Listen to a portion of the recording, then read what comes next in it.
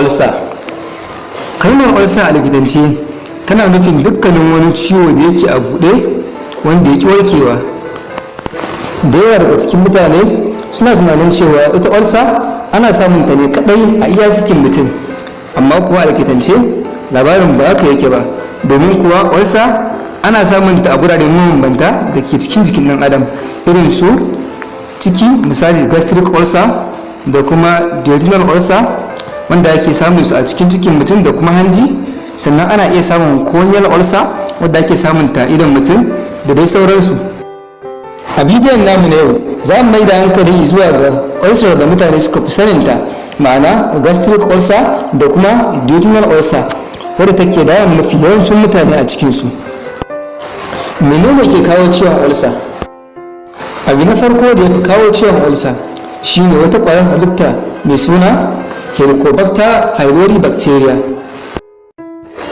Abu na biyu kuma su ne nau'in maganin da ake amfani da su domin rage raɗaɗi da kuma zafin ciwo, irin su ibuprofen, diclofenac da sauransu.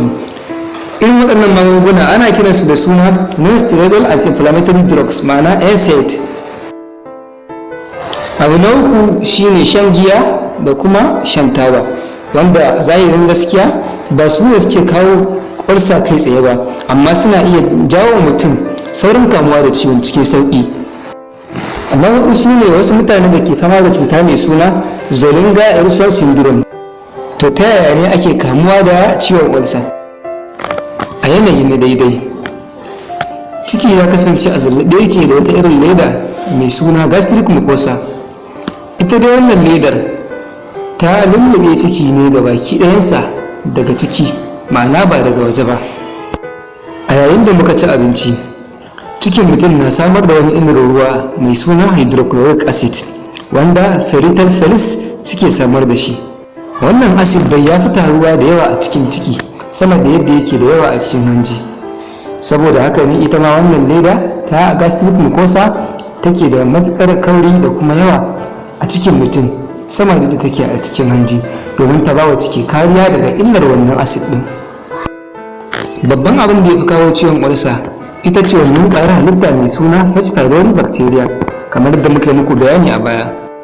Ita dai wannan ƙwayar halitta a yayin da ta shiga cikin mutum tana fara yin ƙoƙari ne wajen lalata wannan leda take lullube da ciki, ana gastric mucosa.